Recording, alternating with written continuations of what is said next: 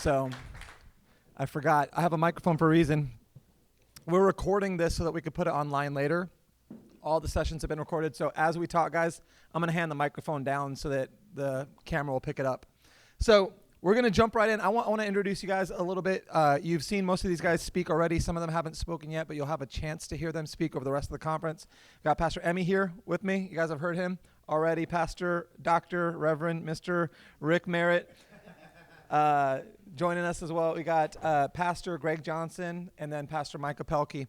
So we're going to just go through, and I want them to share their testimonies really quickly because all of these guys come from pretty diverse backgrounds. And I think it's important for us because a lot of times as men, we look at someone else and we have this comparison issue.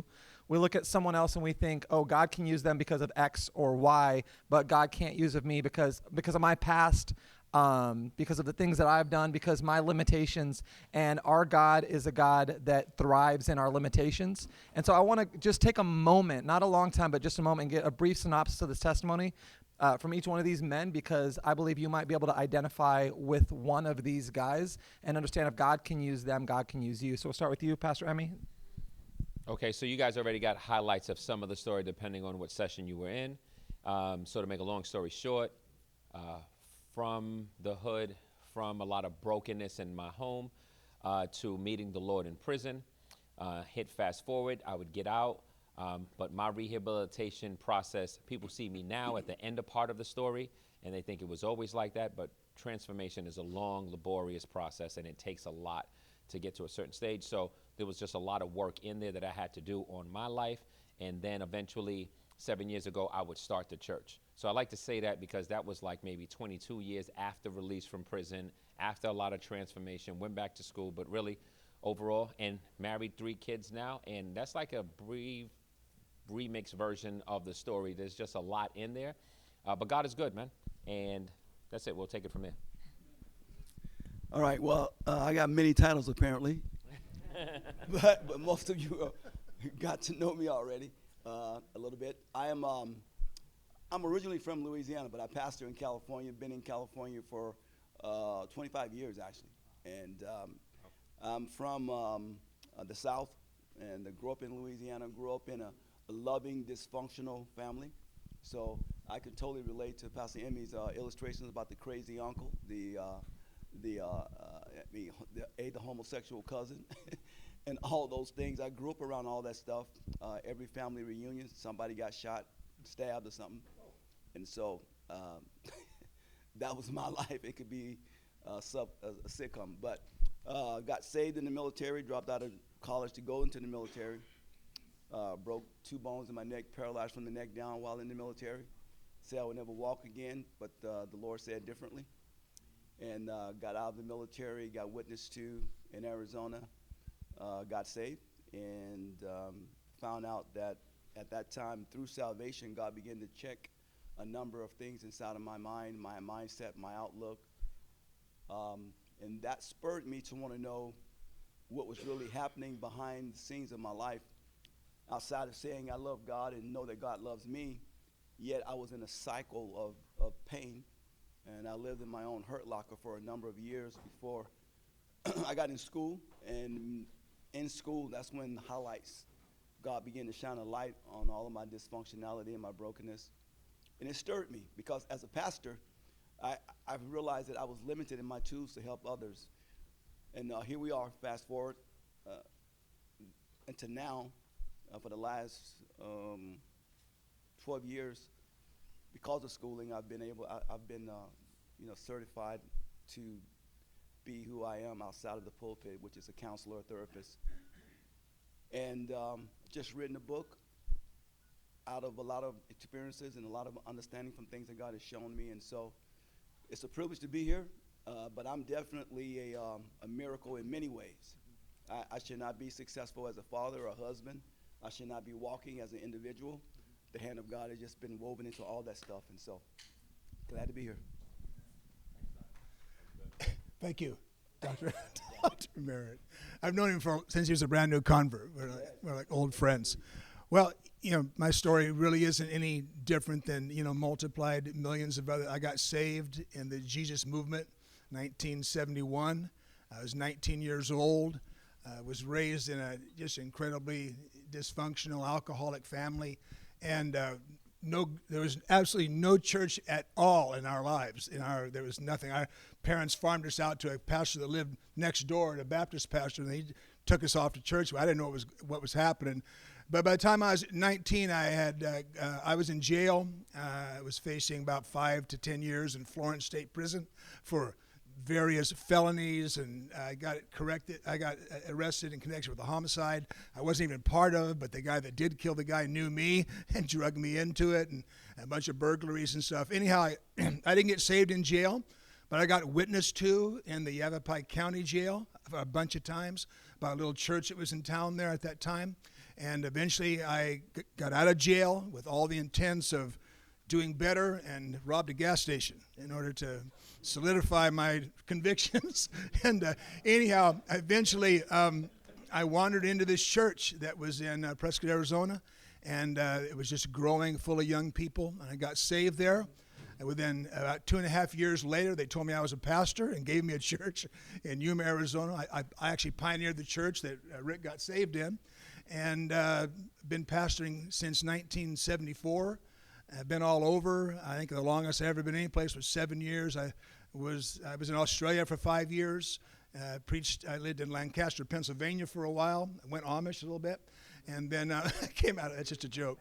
But anyhow, yeah, I'm glad to be here. I'm kind of semi-retired from senior pastoring, and I'm working on staff at a church where my daughter-in-law is on staff there, and I do the men's group, and I do some leadership things, and I preach out at conferences like this. And so really glad to be here. Appreciate the invitation, and looking forward to all that God's going to do.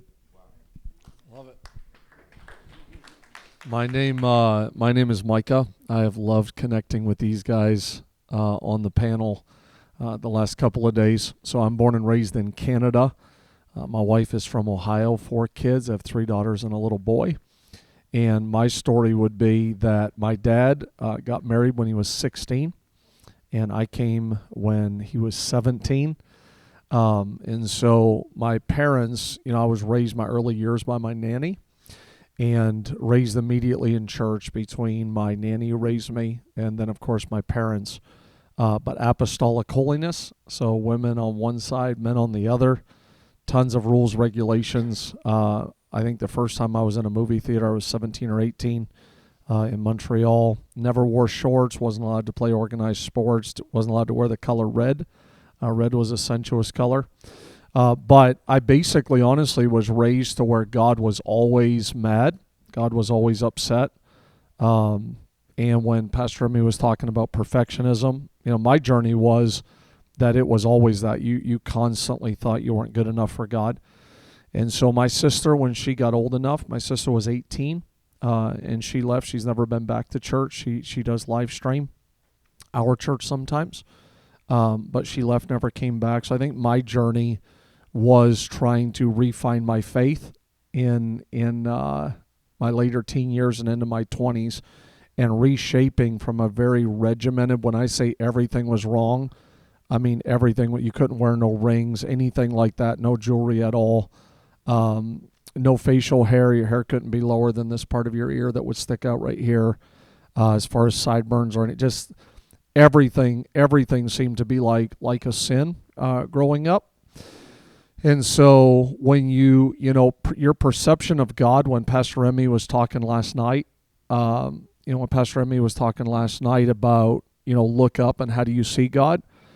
That's a lot of different angles. Sometimes it's not just the troubled past angle. Like sometimes even if you see him in a legalistic way, I'm always intrigued by the parable of the talents, the 5, 2, the 1. The guy who buried his talent, when they asked him why, he said, I knew you to be a hard man.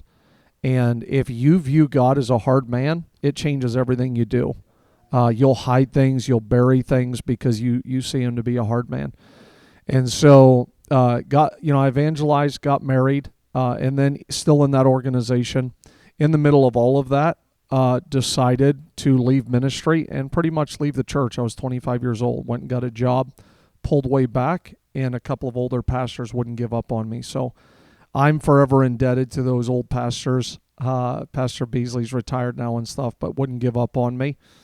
And so that's a little bit of my journey of really trying to find grace, and it wasn't something immediate for me, but just trying to find grace, and now hopefully leading a church that is grace-filled. But we have 17 backgrounds at our church, and just relating even to some of those that came from a very regimented, restricted background.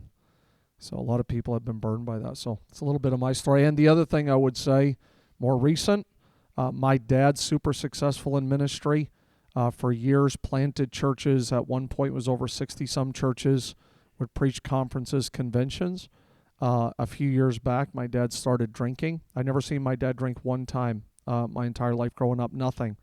My dad started drinking a few years ago, turned into a hardcore alcoholic. My mom left him. They divorced about 18 months ago. One of the hardest things I ever went through. Just watching my parents who fasted, prayed. They were basically my foundation of faith. My dad just got a trailer a week or two ago. The pastor who's retired, who believed in me when I tried to walk away at 25, is paying my dad's rent right now, covering all my dad's bills, trying to get him back on his feet. And so that part of my journey, I am very aware sometimes. I guess I used to always think that those types of family things would hurt you most when you were a child. I'm going to be 49, and it hurts today, even at this age. And so just watching, I guess for me now, when I say how much I've enjoyed getting to know these guys the last couple of days and hearing some of their stories, and I'm believing it even for my dad that he's going to come back. But I'm saying it only to say I hope that all of us in the room, whether it's our marriage, our ministries, businesses, whatever, that we don't just start well, but we finish well. There was a day that no one would ever believe my dad would be in the place he's in right now. No one would have ever believed it. And so it's important we don't just get out of the gate and start well. We want to finish well. So anyway, it's a little bit of my story. So, first off, you not being allowed to wear red or shorts. I didn't realize you were such a stumbling block, but Pastor Michael was a snack when he was younger, I guess. But right now he's being triggered. yeah, nice. Yeah, close your eyes, see no evil. Listening to a lot of you guys' story, I've got to talk with a lot of you guys and hear your hearts, hear where you come from. And the interesting thing for me, and Pastor, you talked about mental health. When you did the breakout session on mental health, we knew that was going to be the biggest one. Tons of people in here. I taught one on conflict resolutions. A lot of people in there. A lot of people for Dr. Rick's, on marriage. And, when we hear stories like this, I think a big word that's been popping out to me lately is like health. So how do we lead from a healthy place? Like your dad, there's a lot of us, we can be leading from an empty place. And then when we lead from an empty place, we never finish the race. You know what I mean? There's not enough gas in the tank. And sheer determination, force of will, grit, that will get you so far. But like your giftings can take you where your character won't sustain you. So how do we as leaders, as men, with our families, in church, whatever, how do we lead from a healthy place that's going to give us longevity and help us to set the example that we need to set for future generations, for our children and their children? So I'm going to open these questions up to anybody that feels like you want to jump in and answer. Don't necessarily need a response from everybody, but if you feel like you've got something to say, let's hear it. Not everybody at the same time, right? You got to go. I would say that's a hard question. And the reason why I find it to be complex is because sometimes you just don't have awareness if you are unhealthy. Mm-hmm. That's good. I think it's sometimes depending on how external the scar is. If you got shot in the foot, you have a problem. Intense pain, you're just like, yo, I need help. I can't walk. But what do you do when the scars are more internal? Right. And you've been used to burying them for years, and it's become normal to suppress, normal to stuff, normal to ignore. And then fears create our blind spots. That's how you get a blind spot. You're afraid to look at it, so consequently you don't see it. But if it's in there deep enough, it's going to leak out. Right. So other people will see it. So other people will see your blind spot even if you can't. And I think sometimes it's a hard question to figure out because sometimes you don't know when you're unhealthy until you know that you're unhealthy. And then sometimes that comes in the form of losing relationships. You lost a wife, you lost some children. Sometimes the child who couldn't speak in front of you now is old enough to not care, and they're going to tell you what they really think. Some of you may not be there right now, but that time might come depending on how much pain they might be bottled up on the inside of them. Sometimes you'll lose church relationships. You'll lose, and you can't lose a bunch of things and think it's everybody else's fault. It could be a possibility that it could be a sign that you might be unhealthy. Right. And so I don't even know if that even helps to even suggest that, because I don't really have a broad answer for that. I knew that when we launched the church 7 years ago, the pressure of the growth squeezed me that I started to show signs of unhealth, but couldn't even acknowledge I was unhealthy, because in a codependent fashion, I blamed everyone else to be the problem because I was afraid to admit that I had some struggles. So it wasn't until I was attempting to commit suicide, or rather I Googled it, how many pastors commit suicide, and my wife found it. And how many people know that when you're contemplating suicide, even though you haven't told anybody, for me, Google helped me out because it showed my wife what I was searching for, and that was a sign to her. She staged an intervention quick. I came to work the next day, and all my overseers were in there, and my pastor said, sit down, be quiet. You don't have anything to say. We may not be able to help you, but we know that you need help. We may not be trauma therapists, but we know that you need some help, and you're not going back to work on Monday. So for me, my wife saw the blind spot. I was leaking like an open sore, and it leaked through the internet. And sometimes you're unhealthy when you have addictions. If you know you have an addiction, what's an addiction? Well, we don't have to get into all of that, but we're talking about just excessive behavior in any area. So if you're medicating in any way, whether it's porn, excessively, you're drinking on the low, smoking, doing it, whatever you're doing, especially when you have to hide it, you know it's a sign of being unhealthy, and maybe you don't know. But either way, it's time to remove the stigma of the shame, and you have to start inviting people in, because if you could have solved it, you would have solved it. And a lot of times we think we can, and typically if you could, but you can't, and you're going to need some, you're going to need some help. You're just going to need some people to get involved, and community is so important in that aspect. It changed my life, man. So that's what I'm going to do to answer that question, and then I'll let this mic linger for anybody else who wants to add. Doctor, Come on, Doc. drop some knowledge. All right. Well, in my book, I think the first chapter is on soundness. It deals with being sound in your own individual person. And the reason why I think that's important, and I think it translates into being men of God, being a minister, being a pastor, or just being a husband, a brother even, is that we're in relationships, whether we want to acknowledge that we are or not, because we're bumping shoulders, we're in the family of God, we are touching one another, we are often in ministry, or we are helping ministry, leading ministry, and so forth and so on. And who we bring to that platform is very important. And as Pastor Emmy was saying, sometimes you don't even know who you really are anymore, because you've hid in plain sight so long to the things that you have been carrying in your life for such a long time. And one of the things that I highlight in this passage, this chapter, being the soundness of one, is we often do not acknowledge our pets. I call them pets, personal emotional triggers. Those things that are inside of us that are triggered from things, that are established from hurts and incidents and violations and abuses from our past and our childhood. And as a child, most children don't have self-defense mechanisms. The only thing that a child can do most of the time is hide or try to pretend, go into a state of imagination to suppress pain or disappointment. And in doing so, they hide behind the thing that's really bothering them. The problem with that is, if the child doesn't understand what needs to be healed, then you grow with that thing suppressed in you, and you just learn to hide it, suppress it, and not acknowledge it or pretend it's not there, by either getting stronger somewhere else or having a sense of success somewhere else. And so the more success you have, the more tendency it is to hide that thing. The problem with it is it grows with you as you grow. It doesn't stay suppressed. It grows in insecurity, and someone comes along and triggers it, presses the button, or something happens to you, and you realize that I'm trying to protect this 7-year-old kid that got hurt, violated, rejected, And you don't realize that this 27 or 30-something-year-old man now is protecting that 7-year-old kid from that incident. And that can happen throughout your life. It could be the 7-year-old kid. It could be the 10-year-old, the 12-year-old, the 14, the 15.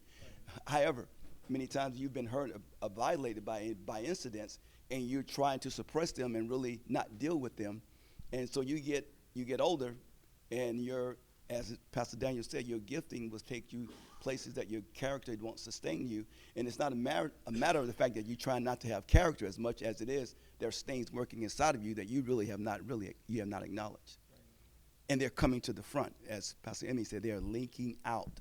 They're having expression. And in the book, I basically say simply is that, hey, look, at some point in time, you have to stop hiding, being present and being transparent. This is who I am, God. You already know who I am. I never told you that this is the thing that I am, because I know you know, but God is waiting for you to say, Jacob, what's your name? What's your name? Yeah. And it was in that moment for me, as I'm wrestling with God and wrestling through these issues, and God began to ask me, what's my name? I had to be honest. I had to step forward, be present, and be transparent, and say, I'm the kid that dealt with rejection a large part of his life. Yeah. I'm the kid that was mad at his father most of my adolescence life. I'm the kid that never felt loved by his father. I'm the kid that felt like his mother expected things from me that I couldn't give, but yet she holds me in contempt because I couldn't give those things.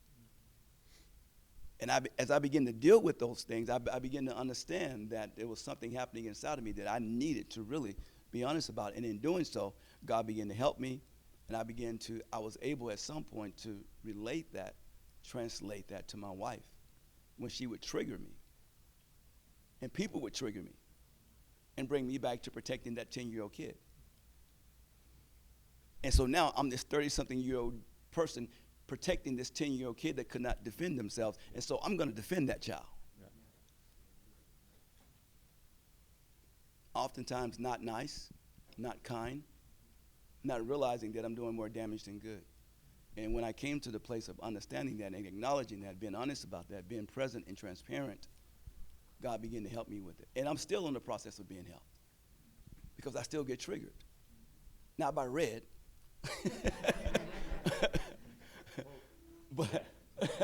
but I do get triggered. Yeah.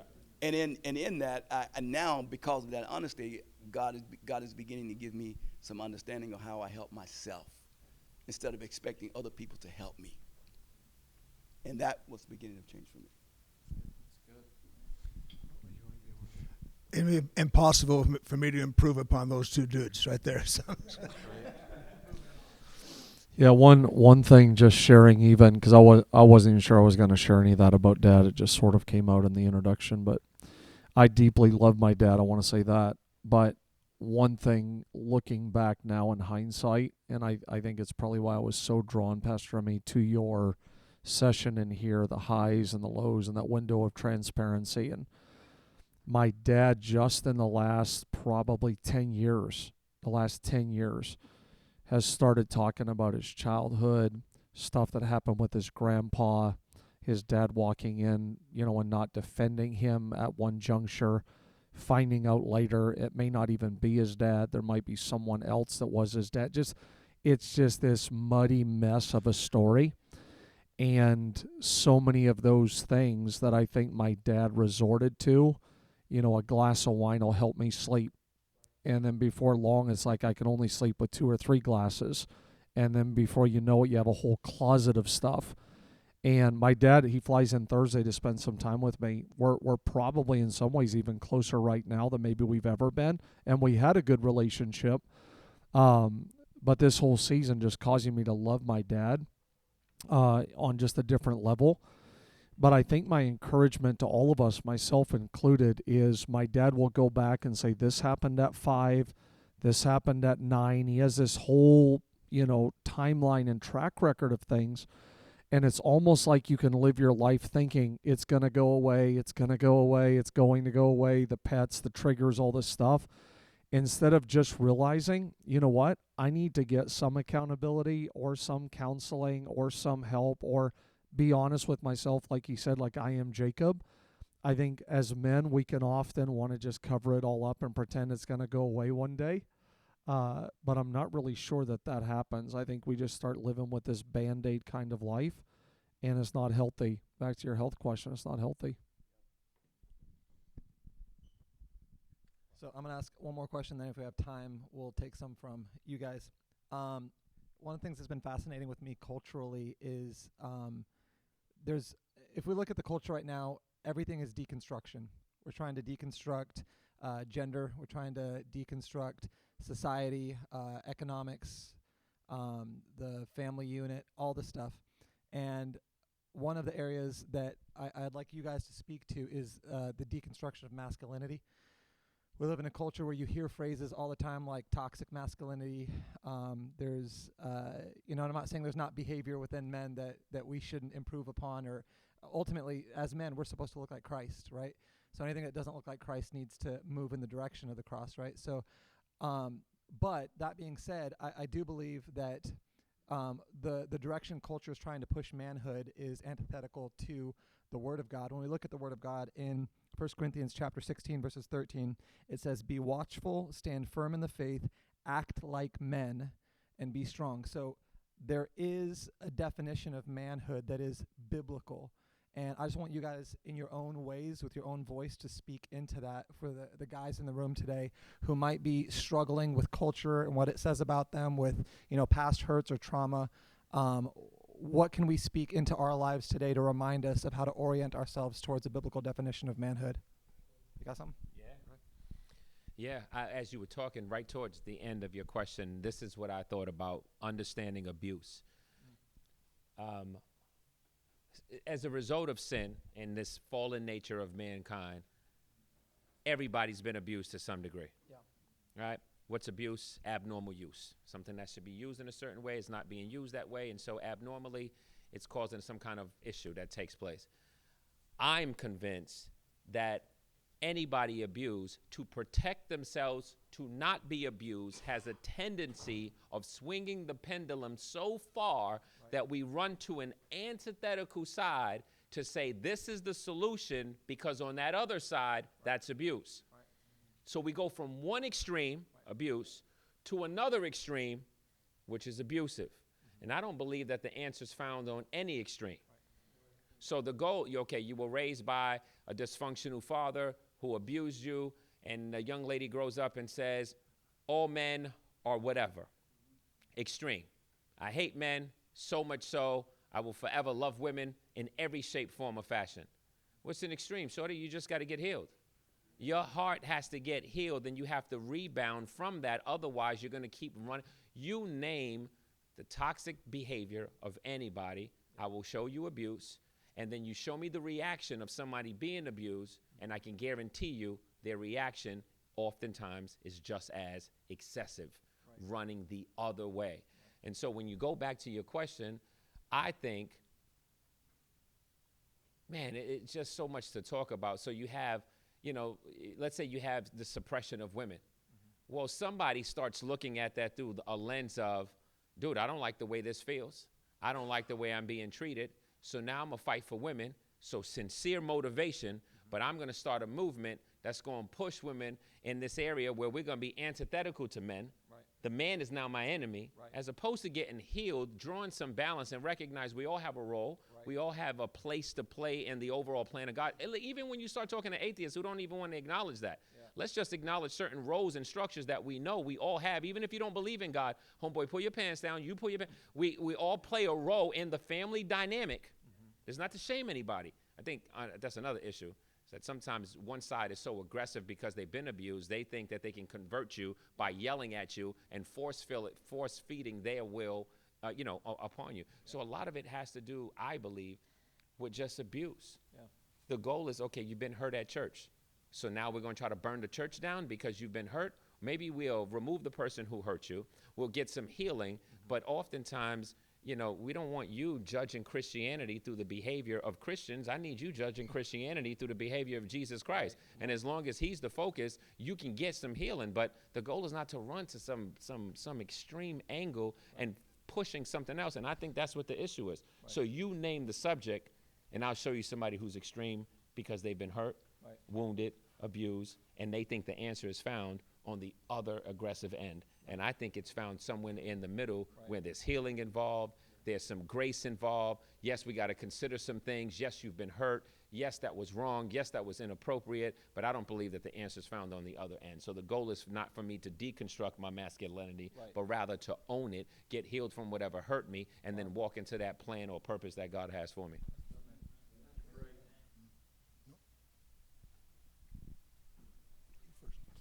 Yeah, I just wanted to share something when you first asked the question. I read this morning, just when Jacob's wife Rachel, I was just reading it earlier today, Jacob's wife Rachel died on the side of the road. He said he buried her on the side of the road. And in that moment, she wanted to call the son that they were giving birth to, she was giving birth to, wanted to call him Benoni, son of my sorrow. And Jacob spoke up and said, no, I want him to be called Benjamin. And I just wanted to share that with you. I was reading it this morning, that I do think in 2021 that as men, we have to start naming some things in our marriages and families, that instead of just giving into this pressure, whether it's of social media, a lot of the things Pastor Emmy was just talking about, I think as men, I'm not saying that it's got to be an aggressive control, but I do think it has to be a God confidence, the real men scripture that Daniel just read, that I think we have to start naming some things and speaking into them. And so that could be everything from returning even to every morning, every night now, just getting back to with my kids, praying with them, and some of those basics in your homes and in your families. I think you being the leader in coming to church, in serving, you being the one that's going to initiate that spirituality instead of just giving into the pressure of the Benoni kind of a thing. I know we have a lot of things stacked against us in 2021, but I do think that in this season, real men do need to stand up, and we need to lead spiritually in our homes and in our families. So, Yeah, well, there's a book that I read earlier this year by name. The pastor's name is the author is Mark Batterson, and the name of the book is Play the Man. And in that book, he shares a lot of his family experiences, his home life experiences, on how God challenged him and how he challenged his sons to be godly men, and some of the things that you have to ignore in this society, not for the sake of being blind, but for the sake of being focused. Sometimes, in order to have a healthy priority, you have to put things in priority.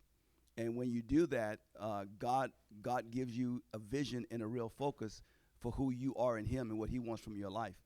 And I think that's where we start being honest in health, as Pastor was mentioning, and we start making decisions about what are solutions versus what are the extremes of the problems. All right, guys, so we're going to take some questions from the audience, and I want you guys to try and answer the questions concisely, 30 seconds or less. Any questions in the audience? Anybody? Yes, sir, Mr. Frank. You can say where you are, buddy. I got you. First and foremost, thank you, and it's a privilege to be here with everybody. You pastors, man, it's an amazing to feel like, hey, you know what? We got similar backgrounds. We come from similar things. My question is this: I only have 6 years walking. Well, the Lord grabbed me and started walking. Well, He's always been walking with me, but I've been, 6 years that I accepted Him as my Lord and Savior. It's been a process where I grew up alone, ever since a little kid. The 2-3 friends that I had always hurt me. Get home, nothing good. I didn't have a man figure to show me, hey, man up, I had a mom that was both. So I went to the neighborhood, I was chilling, and hey, this is a good reason to die, If I'm gonna be the greatest, then I'll be the best one. And I'll bark at everybody, and you do me a favor. Take me out of this life. You know what I mean? So the more I just like, you know what? I didn't have no value for myself. I didn't have no worth it, I went to prison. I started seeing a lot of shady things. I started getting deeper into the things, and I was like, man, I'm just a pawn here. And, I remember I did a mission, and I went to a hole, and that's when I was like, you know what? It was him. And my celly was on a refile, he had action to, he was a double lifer. So I didn't want to, like, I was just like, but it was middle of the night, and God just broke me. So when I got out, I was like, you know what? I'm gonna try to do good, but I'm my own strength. Nah, I didn't even get that far. The more I realized that somebody did love me, somebody did value me, and that's the process I'm at right now. Like, somebody put his life and for me, and I didn't even deserve it. Somebody always loved me when I was on the street. Somebody always loved me, and so when somebody gave me a plate of food, somebody gave me somewhere to sleep, it was just like, damn. I'll be loyal to that person, Whatever you go through, I go through it. They got beef with you, they got beef with me, I'm willing to take that for you, And you guys, when you guys, how is it, man? Like, it's just, like, every time I feel, like, right now, I'm, like, I got my kids. I thank God he sees something in me to raise kids, Like, come on, And, it's just, you guys, the value that Jesus did for all of us, like, I can't stop remembering or thinking that those times that I was alone, he was always there. I can't, it's just like, I'll be working, doing something, I'll be like, damn, what did you see in me? Why did you do that to me when I felt like I was unworthy?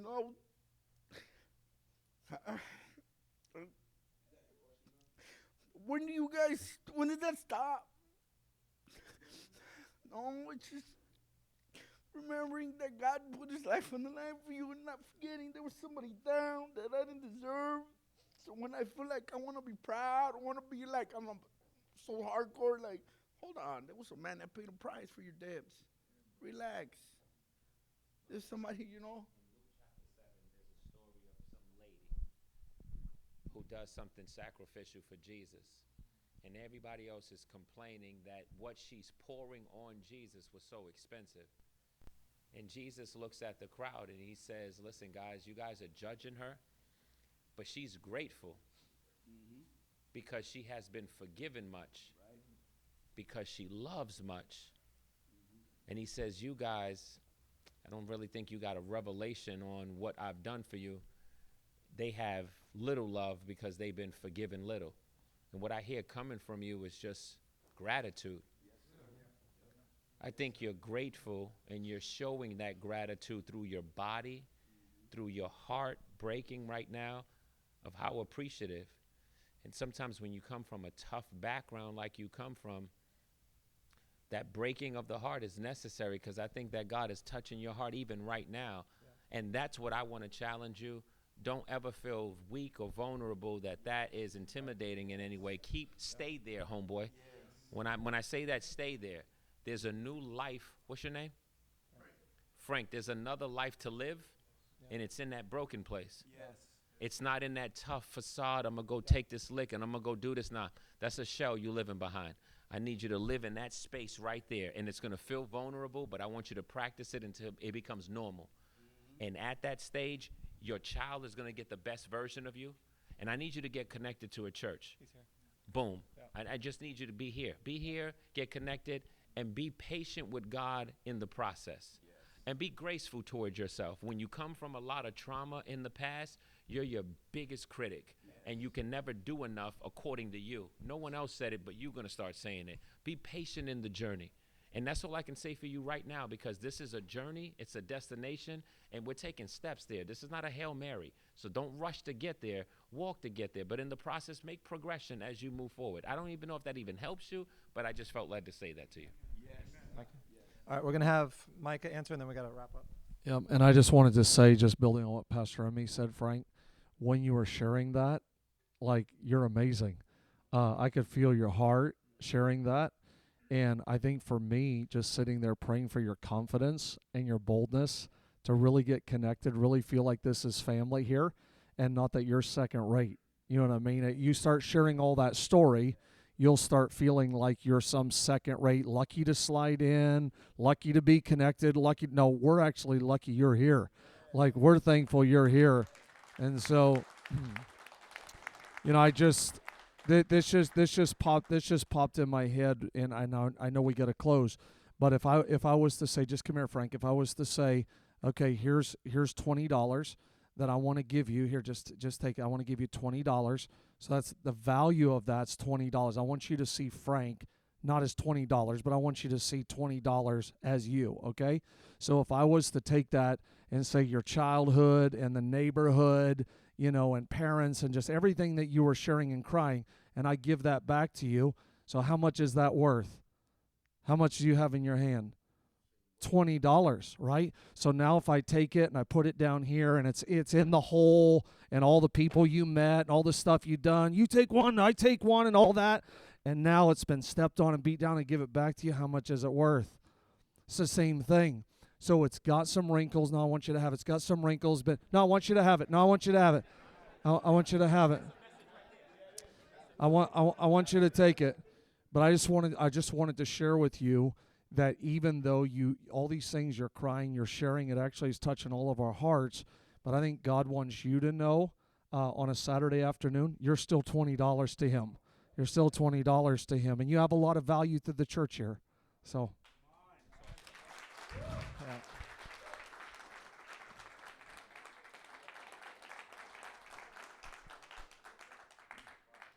Yeah. And I just want to say, Frank, too, is as we close, I know we're over time, but you said something. You came up here, you're vulnerable, and you were talking, you were in tears talking about the gratitude you have for Christ saving you, and you asked these guys, when does it stop? And I think that's the wrong question, because I think that we're all sitting here looking and saying the right question is, when does it start for us to get to that place of thankfulness and gratitude and appreciation to where we can weep just talking about the goodness of God? So I think a lot of times we look at the goodness of God, the sacrifice on the cross, and we take it for granted because we have a sense of entitlement. But when you know what God saved you from, there's no entitlement. There's just thankfulness. There's just appreciation. There's just tears. And I think that for all of us, bro, that's the wrong angle. That's out of everything you said, that's the only thing wrong that you said was, when does it stop? Keep it going. Don't try and put a lid on that gratitude, because God's going to leverage every stomp, every dirty word, every crumple. God's going to leverage that to take that gratitude and spread it to a room full of people. I got so much out of what you said, and we've got a room full of legends up here. But what you said, like, impacted me, and there's guys in this room, I could see tears in people's eyes because they're resonating with what you said, and God used you in this room right now. And the question is, when does it start for us that we look at the cross of Jesus Christ the way that Frank does? He inspired me today.